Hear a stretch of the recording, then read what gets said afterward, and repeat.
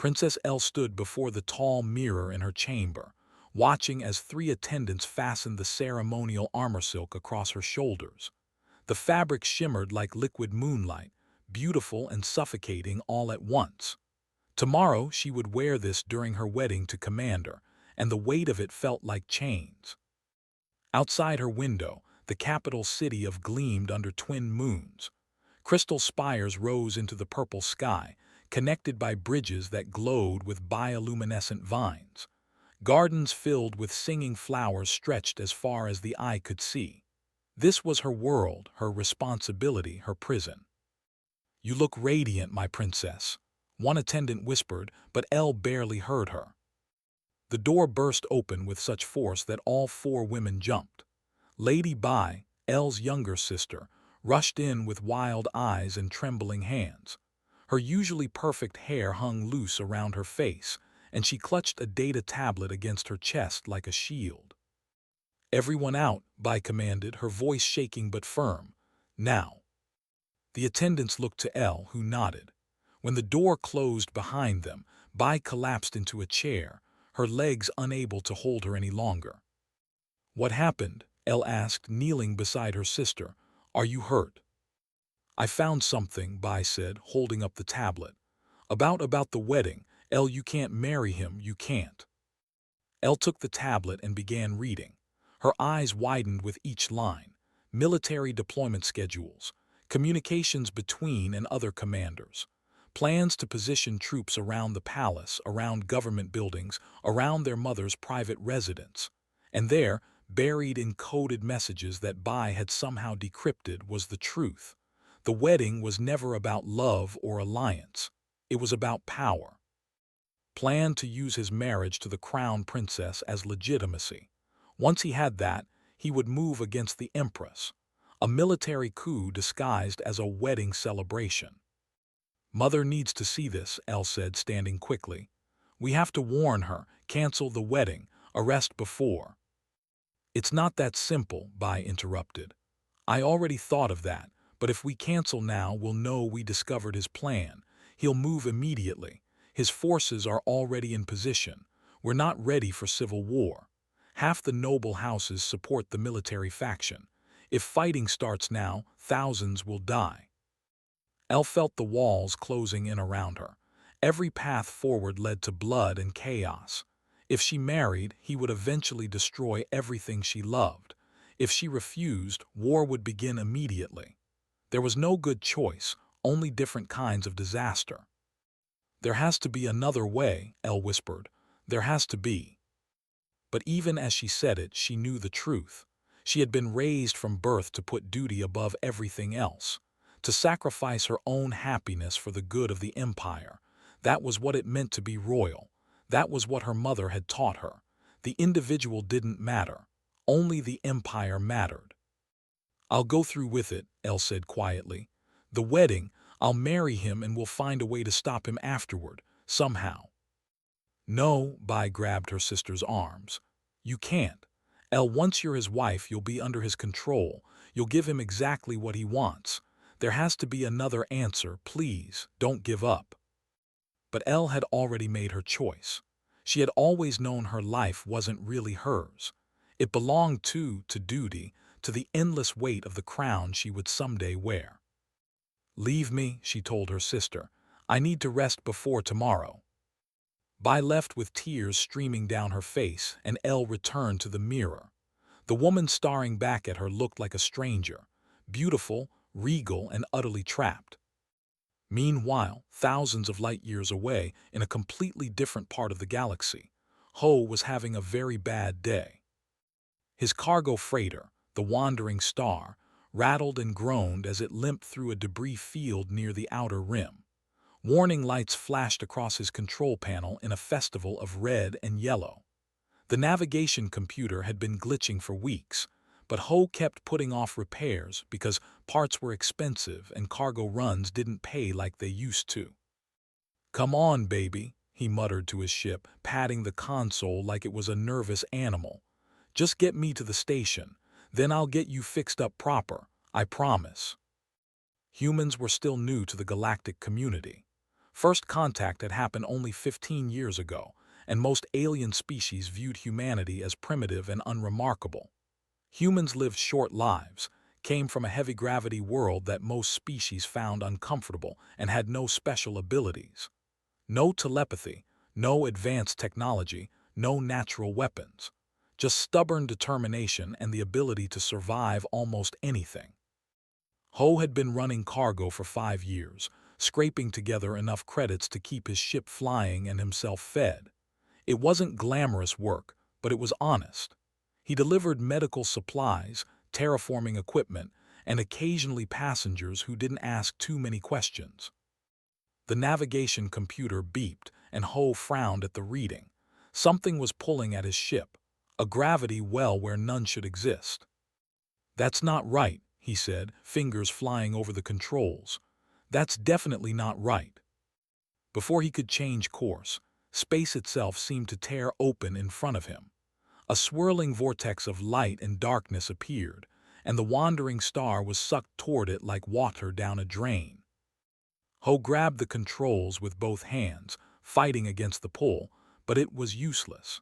His small freighter had no chance against the force dragging it forward. He had just enough time to strap himself into his seat and pray to whatever gods might be listening before his ship plunged into the wormhole. The journey lasted both an instant and an eternity.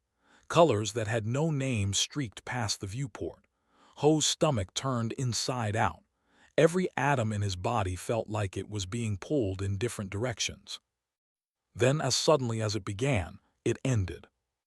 The wandering star shot out of the wormhole and into normal space, but Ho's problems were far from over.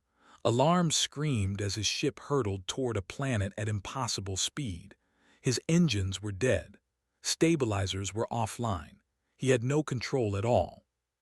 Through the viewport, he could see a beautiful world of purple skis and crystal cities, and he was falling straight toward it. Ho did the only thing he could. He aimed for what looked like a garden, hopping the soft ground might cushion his crash, and held on tight. The wandering star hit the ground like a meteor, tearing through flower beds and fountains, smashing through decorative walls, and finally coming to rest in a crater of its own making. Smoke poured from the engines. Warning systems that still worked wailed their protests. But Ho was alive, bruised, shaken, and definitely not where he was supposed to be, but alive. He unbuckled himself and stumbled to the airlock. When he opened it and looked outside, his heart sank. Armed guards in gleaming armor were already surrounding his ship, weapons raised and pointed directly at him. Above them, a palace made of crystal and silver rose into the sky. Banners hung from every tower, displaying symbols he didn't recognize. Ho raised his hand slowly and stepped out of his ship, trying to look as harmless as possible. He had no idea that he had just crashed into the royal gardens on the eve of the most important wedding in the Empire's history. He had no idea that his arrival was about to change everything. All he knew was that he was very, very far from home, and these guards looked extremely unhappy to see him. The guards shouted commands in a language Ho didn't understand. He kept his hands raised high, trying to look as non-threatening as possible. This was not how he had imagined dying, but it seemed increasingly likely that he would die in the next few minutes. "I come in peace," he said in Galactic Common, though his accent was terrible. "Accident, navigation failure, I'm just a cargo pilot." The guards didn't lower their weapons. Their armor gleamed in the light of the twin moons, and their faces were hidden behind helmets that reflected Ho's terrified expression back at him. More soldiers were arriving every second, forming a tight circle around his crashed ship. Then someone shouted a command that made all the guards snap to attention. The circle parted, and 3 figures approached. 2 were clearly soldiers of higher rank based on their more elaborate armor, but it was the 3rd figure that made Ho's breath catch in his throat. She wore the same armor silk that had been hanging in her chamber hours before. Even covered in garden dust and clearly annoyed at having her pre-wedding rest interrupted, Princess L radiated authority. Her silver hair was pulled back in an intricate braid, and her eyes, which held three colors swirling together like galaxies, fixed on Ho with an intensity that made him want to step back. "What is this creature?" she asked in Galactic Common, her accent perfect. "Why has it invaded our palace?" "Not a creature," Ho said, trying not to sound offended. "Human, from Earth. I didn't mean to crash here. My ship got pulled through some kind of wormhole and—" He stopped talking because Princess L had frozen completely. Her eyes went wide. Her mouth opened slightly. She stared at Ho like he was the only thing in the entire universe. The guards noticed. Everyone noticed. An uncomfortable silence fell over the garden. "Your Highness," one of the high-ranking soldiers asked carefully, "are you well?" Elle didn't respond. She couldn't, because the moment she had looked into Ho's eyes, something inside her had recognized something inside him. It was like finding a piece of herself that she hadn't known was missing, like hearing a song she had known all her life but never heard until this moment. Soul recognition. It was supposed to be a myth, a romantic story that parents told children, but every knew the legends. When two souls were meant to be together, they would know instantly. An undeniable connection that transcended language, culture, and even species. It hadn't happened in the royal family for 3 generations, but there was no mistaking what everyone was witnessing now. Bai had been running toward the crash site when she saw her sister's reaction. A wild hope bloomed in her chest. This was it. This was the answer she had been praying for. She pushed through the guards and grabbed the arm of the nearest high-ranking officer. "Call the High Priestess," she commanded, "and the Keeper of Sacred Law, immediately." "My lady, what?" "Do it now." Bai rarely raised her voice, but desperation made her bold. "This is soul recognition. You all saw it. You all witnessed it." Murmurs spread through the gathered soldiers. Some looked skeptical, others looked awed, but no one could deny what they had seen. Princess L, known throughout the Empire for her composure and control, stood frozen like a statue, staring at the strange alien who had crashed into their garden. Ho, for his part, was thoroughly confused. He said, "Is she okay? Should I do something?" The sound of his voice seemed to break whatever spell had gripped Elle. She blinked, stepped back, and turned away quickly. "Take the creature to the guest quarters," she said, her voice shaking. "Guard him. No one is to harm him. I need to speak with my mother."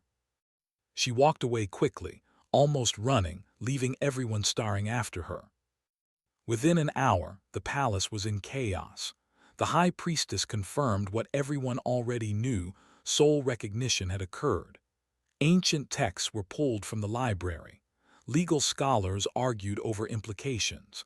And in a private chamber, Commander learned that the wedding scheduled for tomorrow had just been postponed.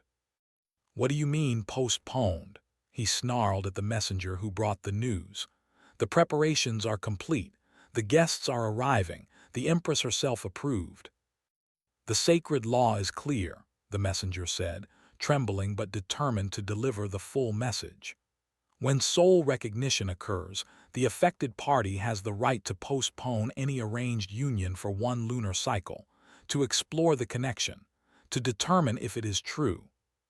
His face turned a dangerous shade of purple. "That law is ancient, outdated. No one has invoked it in. It doesn't matter when it was last used. It's still law. The High Priestess and the Keeper both confirmed it. The wedding is postponed for 1 full lunar cycle. The human will remain as a guest during this time." After the messenger left, stood alone in his chamber, rage boiling through his veins. Everything had been perfect. The wedding was tomorrow.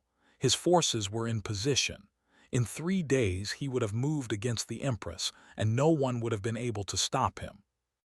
Now a primitive alien had ruined everything by literally falling from the sky. But was not someone who accepted defeat easily. If the law said the human could stay for a lunar cycle, fine. A lunar cycle was plenty of time for accidents to happen, plenty of time for an unwanted guest to meet an unfortunate end. He began making calls to his most trusted commanders. This problem could be solved. It would be solved. Meanwhile, Ho sat in what they called guest quarters, but what looked to him like a room fit for royalty. The bed was enormous. The walls were made of some kind of crystal that showed different colors depending on the angle. A balcony overlooked gardens that glowed in the darkness. 2 guards stood outside his door. He wasn't sure if they were there to protect him or make sure he didn't escape. A soft knock made him turn. The younger princess, the one who had called for the priestess, entered without waiting for permission. "You're by," Ho said, remembering her name from the frantic conversations he had overheard. "Right." She nodded and sat in a chair across from him, studying his face with open curiosity. "And you're Ho, the human who crashed into our garden at exactly the right moment." "I didn't plan that," he said quickly. "The wormhole just—" "I know, but sometimes the universe has better plans than we do." She leaned forward. "Do you know what happened out there, when you looked at my sister?" She froze. Everyone started acting weird. Then I got brought here. Ho ran a hand through his hair. "Look, I don't understand what's going on. I just want to repair my ship and get out of your way. I'm clearly causing some kind of problem." Bai laughed, but it wasn't a happy sound. "A problem? You might have just saved my sister's life, maybe all of our lives." She looked at him seriously. "But you're also in terrible danger. The man El was supposed to marry tomorrow doesn't take kindly to obstacles, and you are a very large obstacle." "Great," Ho muttered. "So I crashed on a planet where someone important wants to kill me. This day just keeps getting better." "I'll help you," Bai said. "And so will others who are loyal to my sister. But you need to understand something. That moment in the garden, that was soul recognition. It means my sister's soul recognized yours as its match, its partner, its destiny." Ho stared at her. That sounds like something from a romance story." "It is. It's also real. And it's given us one lunar cycle to figure out how to save everyone." Bai stood. "Tomorrow you'll meet my sister properly. She'll probably try to stay distant, try to deny what happened. She's very good at denying her own feelings in favor of duty. But I saw her face, Ho. I saw the way she looked at you." After Bai left, Ho walked onto the balcony and looked up at the unfamiliar stars. Somewhere out there was Earth. Home. His normal, boring, safe life running cargo between stations. Now he was trapped on an alien world, apparently connected to a princess through some kind of mystical soul bond, and targeted by a military commander who saw him as an obstacle to be removed. "Just a normal day," he said to the stars. "Nothing weird about this at all." In her own chamber, Elle sat by her window and tried not to think about the human's eyes. Brown and warm and somehow familiar despite having just met him. She tried not to think about the feeling that had swept through her when their gazes met, like coming home after a long journey, like finding something she hadn't known she was searching for. She tried not to hope, because hope was dangerous. Hope made you forget your duty, and duty was all she had ever known. The first attempt on Ho's life came 3 days after his arrival. He was walking through one of the palace's crystal corridors when a decorative support beam suddenly broke loose from the ceiling. Only his reflexes, honed by growing up on a high-gravity world, saved him. He dove and rolled while the massive beam crashed into the floor where he had been standing. Guards came running. Everyone acted shocked. But Ho saw the way one guard's eyes flickered with disappointment before his face settled into concern. He said nothing, but he started paying more attention to his surroundings. The second attempt was poison in his evening meal. Ho had taken one bite when his tongue started tingling in a way that didn't feel right. He immediately stopped eating and called for the palace physician. Tests confirmed that the food contained a toxin that would have killed him within hours. Again, everyone acted shocked. Again, Ho noticed certain guards who seemed frustrated rather than concerned. He was alive, but barely, and he knew more attempts would come. Princess Elle visited him the day after the poisoning. She stood in the doorway of his quarters, looking uncomfortable and determined at the same time. "I should have increased your security," she said without greeting. "This is my fault." "It's not your fault someone wants me dead," Ho replied from where he sat on the balcony, "though I'm guessing I know who." She said the name like it tasted bitter. "He sees you as an obstacle to his plans." "Your sister told me about the plans, the coup." Ho watched her face carefully. "Why go through with the wedding at all? Why not just arrest him?" "Because it's not that simple." Elle moved to stand near the balcony but kept distance between them, as if getting too close might be dangerous. "Half the military supports him. If we move against him without absolute proof, we risk civil war. Thousands would die. And if you marry him, then he gets what he wants anyway, just more slowly." She looked out at the gardens. "There is no good choice, only different kinds of disaster." Ho studied her profile. Even stressed and exhausted, she was remarkable. But what struck him most was the defeat in her voice.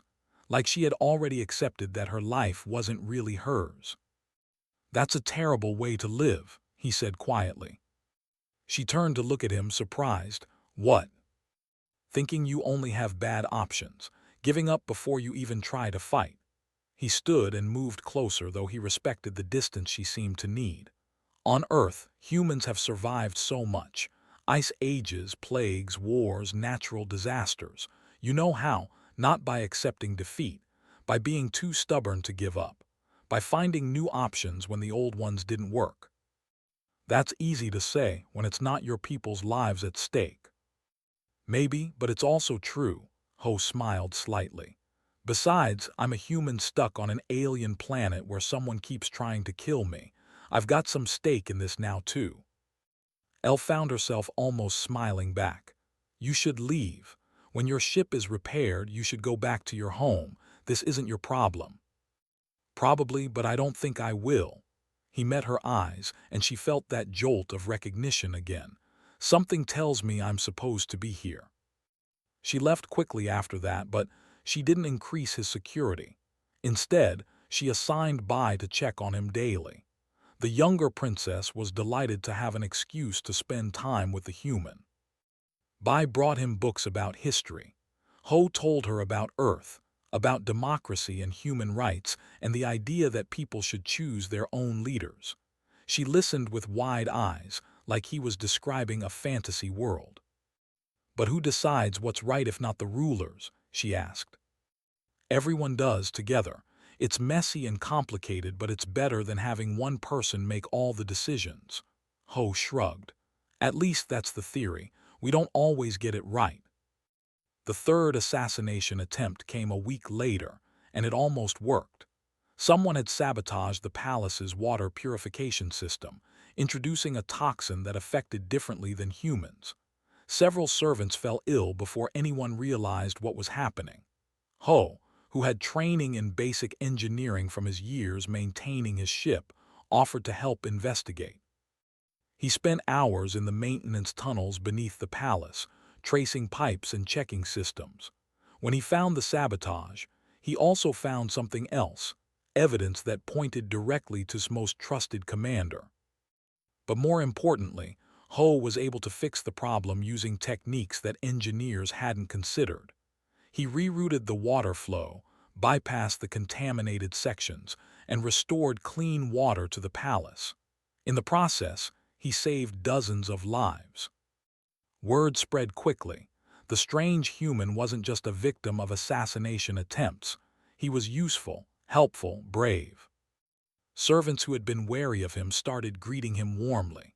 Guards who had been cold began nodding respectfully when he passed, and Elle found herself drawn to the quarters where he stayed, more and more often. "Tell me about Earth," she said one evening, sitting across from him in his room.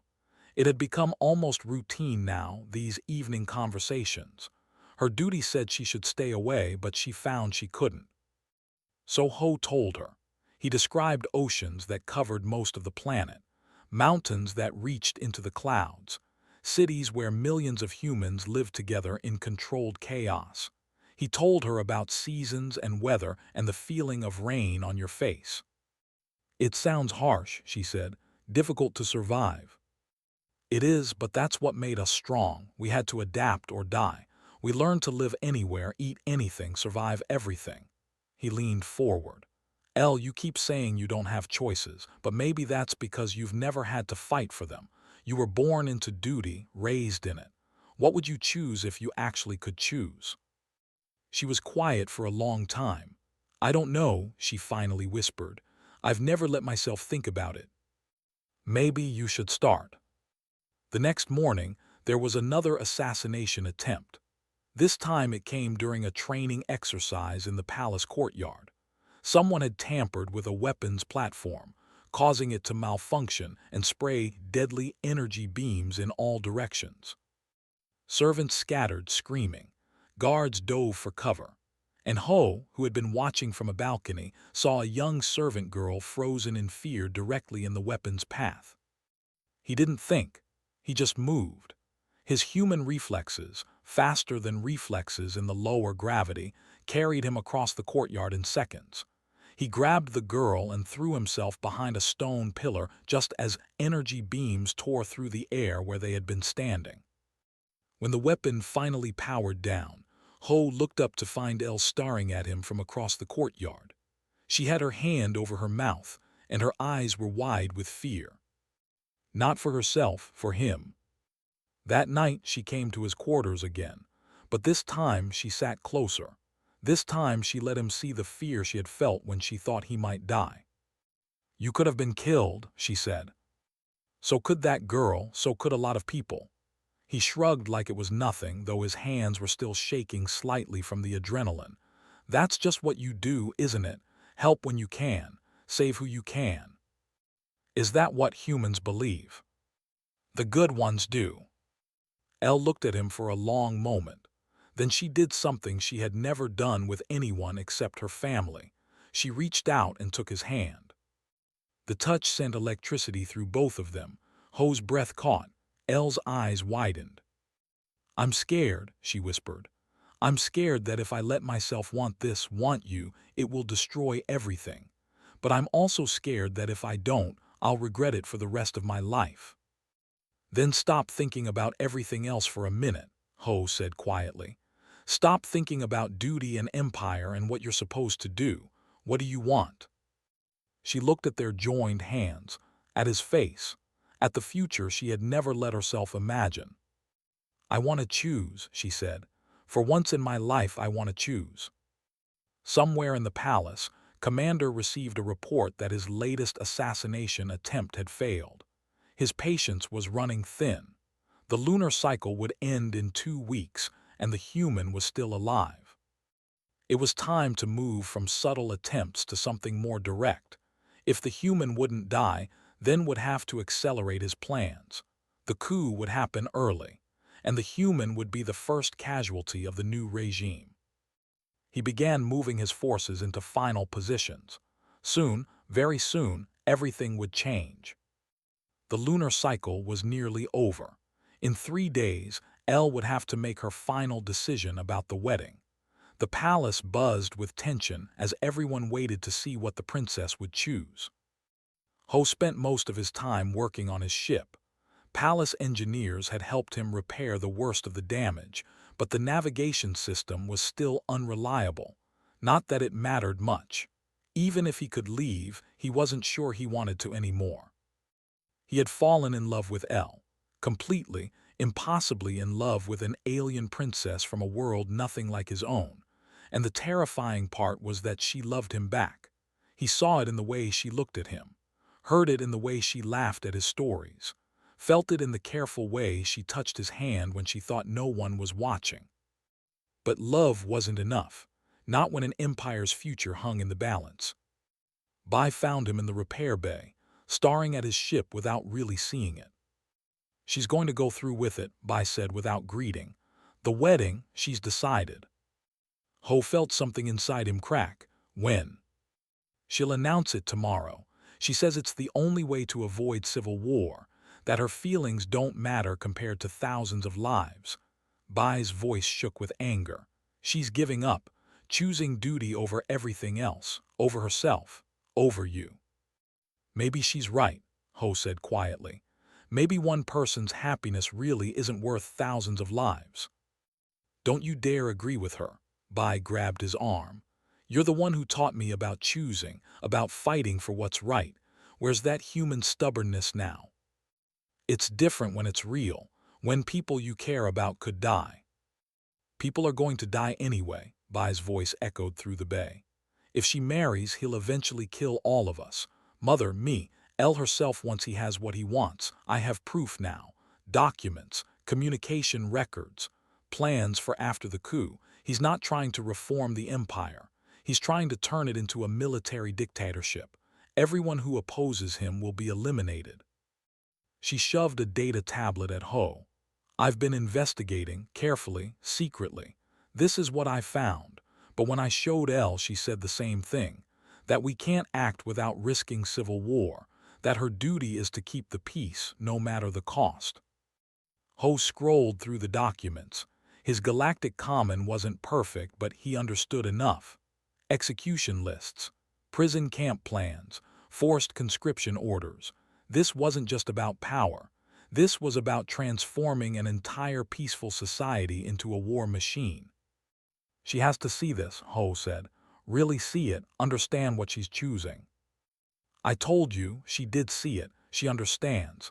She just doesn't believe she has the right to choose anything else. Bai looked at him desperately. You have to talk to her. You're the only one she might listen to. That night, Ho went to Elle's chambers. The guards tried to stop him, but Elle heard the commotion and came to the door herself. Let him in, she ordered. When they were alone, Ho saw that she had been crying. Her eyes were red, and her hands trembled as she poured herself a drink from a crystal decanter. Bai told me, he said, about your decision. Then you understand why I came to see you, to say goodbye properly. I understand that you're scared. I understand that you're trying to save people. But Elle, you're not saving anyone. You're just choosing a slower death. At least it gives us time. Time to find another solution. Time for what? Ho moved closer. Time to consolidate power. Time for him to remove everyone who might oppose him. Your sister showed me his plans. I know what he intends to do. Then you know why I can't fight him. Civil war would tear our empire apart. And letting him win will destroy it from within. Ho took her hands, not caring any more about proper distance or royal protocol. Elle, I know you think duty means sacrificing yourself. But what about duty to the truth, duty to justice, duty to the people who will suffer under us rule? I can't risk thousands of lives on the chance that we might win. You can't save thousands of lives by giving them to a tyrant. He pulled her closer, desperate to make her understand. On Earth, we have a saying, evil triumphs when good people do nothing. You're a good person, Elle, but you're about to do nothing. About to let evil win because you're too afraid to fight. She pulled away, angry now. You don't understand. This isn't some human story where the hero fights and wins. This is real. People die in real wars. Children die. Innocent people who never wanted to be part of any conflict. And they'll die under rule anyway, just quieter, just less dramatically. Ho's voice softened. You told me once that you didn't know what you wanted because you'd never let yourself think about it. So I'm asking you now, not as a princess, not as someone with duty, just as Elle. What do you want? She looked at him with tears streaming down her face. I want to be free. I want to choose my own life. I want to be with you. I want to save my people without sacrificing everything I am. I want things I have no right to want. Why don't you have the right? Because you were born royal. Because someone decided a long time ago that your life belongs to the empire instead of yourself. He cupped her face gently. Everyone deserves the right to choose. Everyone deserves freedom, even you. For a moment, she leaned into his touch. For a moment, he thought he had reached her. Then she stepped back and the walls came up again. I've made my decision. In 2 days, I'll announce that the wedding will proceed. You should leave as soon as your ship is repaired. Go home to Earth. Forget about me. Forget about all of this. I can't do that. You have to. Ho, if you stay, will kill you. If not before the wedding, then immediately after, please. If you care about me at all, leave, save yourself. And let you destroy yourself, not a chance. It's not your choice to make. You're right, it's yours, and you're making the wrong one. He moved toward the door, then turned back. On Earth, we have another saying. The only thing necessary for the triumph of evil is for good people to do nothing. You're better than this, Elle, braver than this. You just have to remember that. After he left, Elle collapsed into a chair and let herself cry. He was right. She knew he was right. But knowing the right thing and having the courage to do it were two very different things. She had been raised her entire life to put duty first, to sacrifice personal happiness for the greater good, to be strong and stoic and perfect. The idea of fighting back, of choosing herself, of being selfish, it went against everything she had been taught. But Ho's words kept echoing in her mind. Everyone deserves freedom, even you. Did she deserve freedom? Did she deserve to choose? Or was that just weakness disguised as courage? She didn't know anymore. All she knew was that in 2 days she would stand before her empire and announce her decision. And whatever she chose would determine not just her fate, but the fate of everyone she loved. Meanwhile, Ho returned to his quarters and began making plans. If Elle wouldn't fight for herself, then he would fight for her. He had no army, no weapons, no real power in this world. But he was human, and humans had been fighting impossible battles and winning them for thousands of years. They survived because they adapted, because they refused to give up, because they found ways to win when winning seemed impossible. Ho had 3 days before the wedding. 3 days to figure out how to stop a military coup with nothing but his wits and his stubborn human refusal to accept defeat. He pulled out the data tablet Bai had given him and started studying plans, looking for weaknesses, looking for opportunities, looking for any advantage he could find. Somewhere in the palace, Commander smiled as he received confirmation that the princess would proceed with the wedding. Everything was falling into place. In 2 days, he would marry Elle. In 3, the coup would begin. In a week, the empire would be his. And the human would be dead, had already given orders to his best assassins. The moment the wedding ceremony concluded, Ho would be eliminated, quietly, efficiently, permanently. The commander didn't know that he had just made a critical mistake. He had given the human time, and time was all a human needed to turn the impossible into possible. The night before the wedding, Ho couldn't sleep. He had spent 2 days studying every detail of his plans, learning the palace layout, and quietly talking to servants and guards who seemed sympathetic. What he had learned terrified him. Wasn't waiting until after the wedding. He had moved up his timeline. The coup would begin during the ceremony itself, when all the noble houses and military leaders would be gathered in one place. It would be a massacre disguised as a celebration. Ho had tried to warn Elle, but she wouldn't see him. She had locked herself in her chambers, preparing for the sacrifice she believed was necessary. So instead, Ho went to Bai. "We're out of time," he told her, showing her the updated plans he had intercepted. "He's going to strike during the wedding. Kill your mother, take Elle prisoner, and execute anyone who might oppose him. It's all here." Bai stared at the documents with growing horror. "We have to tell Mother, stop the wedding, evacuate the palace." "There's no time. The ceremony starts in 10 hours, and forces are already in position. If we try to evacuate or cancel, he'll move immediately. We'll be caught in the open." "Then what do we do?" Bai's voice cracked with fear. "Just let it happen." "No, we fight." Ho pulled up a map of the palace. "But not the way expects, not by meeting his army head-on. Humans learned a long time ago that when you're outnumbered and you don't fight fair, you fight smart." Over the next hour, Ho explained his plan. It was crazy, dangerous, likely to get them all killed, but it was better than doing nothing. Bai listened, her eyes growing wider with each detail. When he finished, she was quiet for a long moment. "This is insane," she finally said. "Probably. It'll never work. Maybe not. We'll all die." "Possibly," Ho smiled grimly, "but at least we'll die fighting, and you know what? Sometimes crazy plans work because nobody expects them." Bai thought of everything Ho had taught her over the past lunar cycle, about choosing, about fighting for what's right, about refusing to accept that some people didn't deserve freedom. "Okay," she said, "I'm in. What do you need me to do?" They worked through the night, gathering allies. Bai quietly contacted palace guards who were loyal to the Empress, not to. Ho talked to the servants he had befriended, the engineers who had helped repair his ship, the people whose lives he had saved. One by one, they agreed to help. By dawn, they had a small but dedicated resistance force. 30 guards, 20 servants, a dozen engineers. Against 200 soldiers, it seemed pathetic, but Ho wasn't planning to fight soldier against soldier. As the palace prepared for the wedding, Ho's people moved into position. Guards who knew the palace's security systems.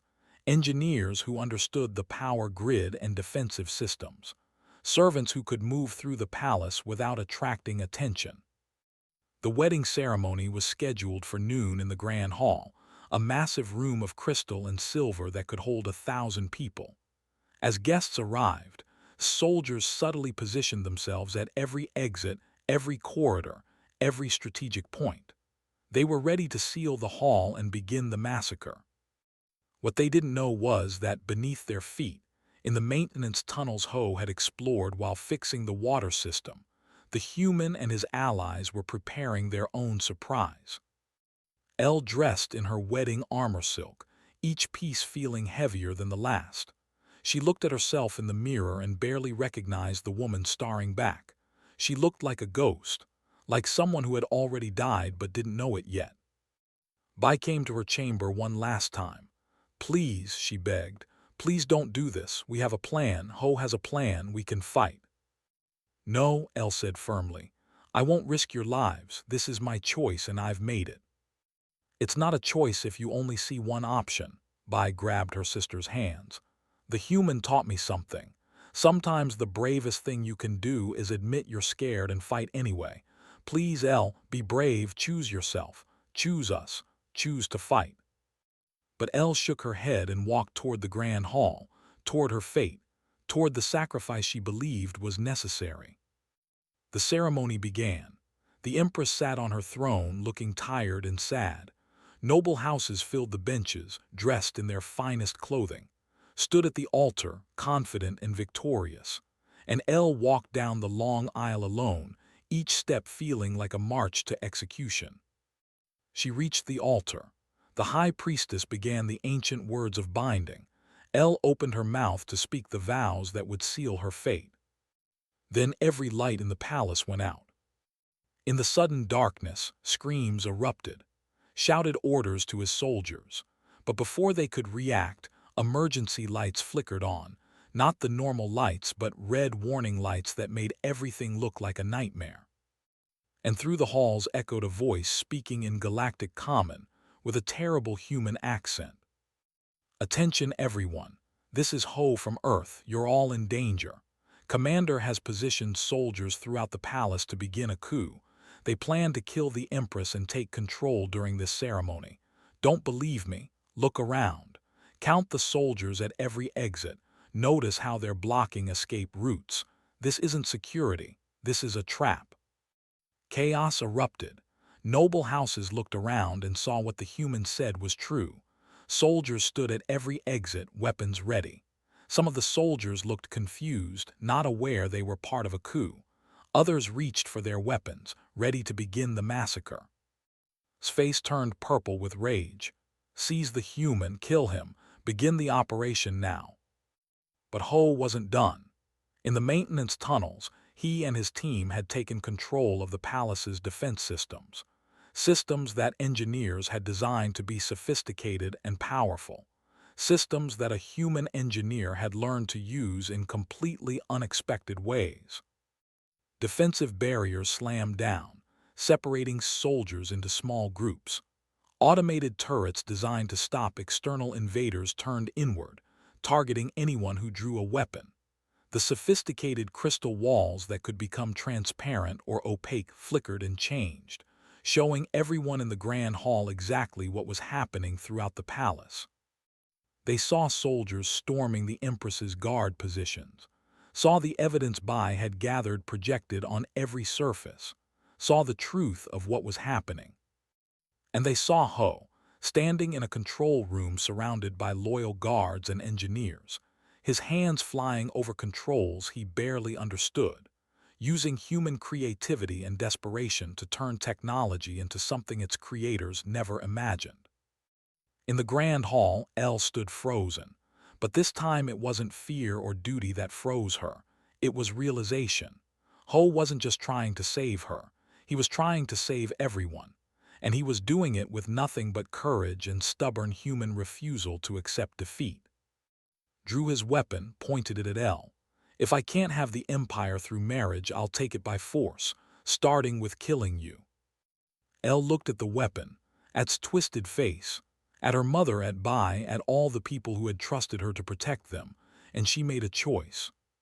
Not the choice duty demanded, not the choice that sacrificed herself for others, but the choice to fight, to refuse, to say no to tyranny and yes to freedom. She moved faster than expected, using combat training she had practiced but never truly used. She knocked the weapon aside and struck him with enough force to send him stumbling backward. I refuse, she said clearly. I refuse this marriage, I refuse your coup, I refuse to let fear make my choices. She looked at her people gathered in the hall. My whole life I was taught that duty meant sacrifice, that my feelings didn't matter, that I existed to serve the Empire. But Ho taught me something different. He taught me that everyone deserves freedom.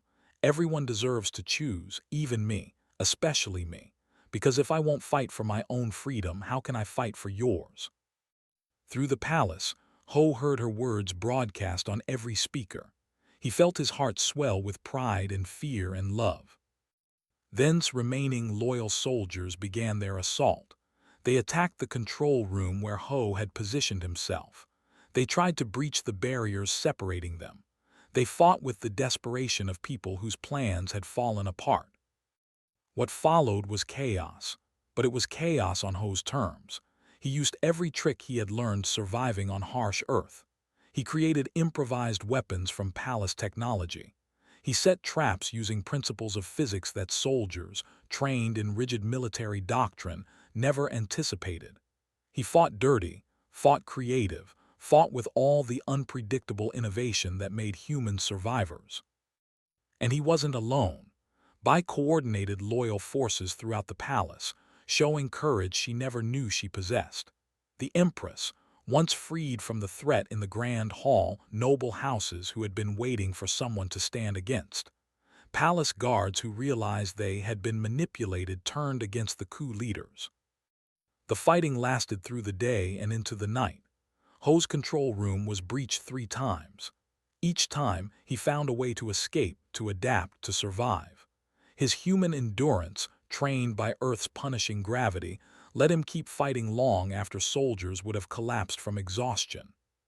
Finally, as the twin moons rose over the palace, the last of his forces surrendered. The commander himself was captured trying to escape through the gardens. Ho stumbled out of the maintenance tunnels, covered in dust and blood and sweat. He had no idea if he was winning or losing. He only knew he was still alive, still fighting, still refusing to give up. He emerged into the gardens and found Elle waiting for him. She ran to him, not caring about propriety or protocol or what anyone might think. She threw her arms around him, and he held her like he would never let go. "You're insane," she said, crying and laughing at the same time. "That plan was completely insane." "But it worked," he said, grinning despite his exhaustion. "It shouldn't have. Nothing about it should have worked." "That's humanity for you. We specialize in making impossible things work." He pulled back enough to look at her face. "Are you okay? Did he hurt you?" "No, thanks to you." She touched his cheek gently. "You saved us. You saved all of us." "No, you saved yourself. I just gave you a reason to remember you could." Around them, the palace was beginning to recover. Loyal guards were rounding up the last of soldiers. The Empress was safe. Bai was organizing aid for the wounded. The coup had failed. In the days that followed, things began to change. The Empress, shaken by how close they had come to disaster, began implementing reforms. Bai, inspired by everything Ho had taught her, began organizing councils where citizens could voice their opinions. The idea of democracy, of choice, of individual freedom began spreading through society like a revolution. And Elle stood before her people and made an announcement. She would not marry for political alliance. She would not sacrifice her own happiness for duty. Instead, she would serve her empire by showing them that everyone, even a princess, deserved the right to choose their own path. If she someday chose to marry, it would be because she wanted to, because she loved someone, because she chose him freely. She looked at Ho as she said it, and everyone understood. The human cargo pilot who had crashed into their garden had changed everything, not through superior strength or advanced weapons or political maneuvering, but through the simple human conviction that everyone deserved freedom, everyone deserved choice, and some things were worth fighting for. Ho's ship was fully repaired now. He could leave any time, return to Earth, to his normal life, to everything familiar and safe. He stood with Elle on the palace balcony, looking out at the crystal city and the strange, beautiful sky, and made his choice. "I think I'll stay," he said. "At least for a while. Your people are going through a lot of changes. They might need someone who understands democracy and freedom and all that complicated human stuff." "Just for a while?" Elle asked, taking his hand. "Well, maybe longer. I hear the princess is single now, and she's pretty amazing." He smiled at her. "Plus, someone needs to make sure Bai doesn't accidentally start too many revolutions at once. She's getting very enthusiastic about this whole democracy thing." Elle laughed, and it was the most beautiful sound Ho had ever heard. Free and genuine and full of hope. "Stay," she said. "Stay as long as you want. Stay forever if you choose." "I choose that," Ho said. "I choose you, I choose this, I choose us." And in a palace on an alien world under unfamiliar stars, a human and a princess who had learned to choose her own fate stood together and looked toward a future they would build together. A future of freedom, of choice, of love freely given rather than duty demanded. Because that was humanity's greatest gift to the galaxy. Not strength or technology or conquest, but the simple revolutionary idea that everyone deserved the right to choose their own destiny. Even a princess, especially a princess, and the stubborn human who had crashed into her life and taught her what freedom really meant.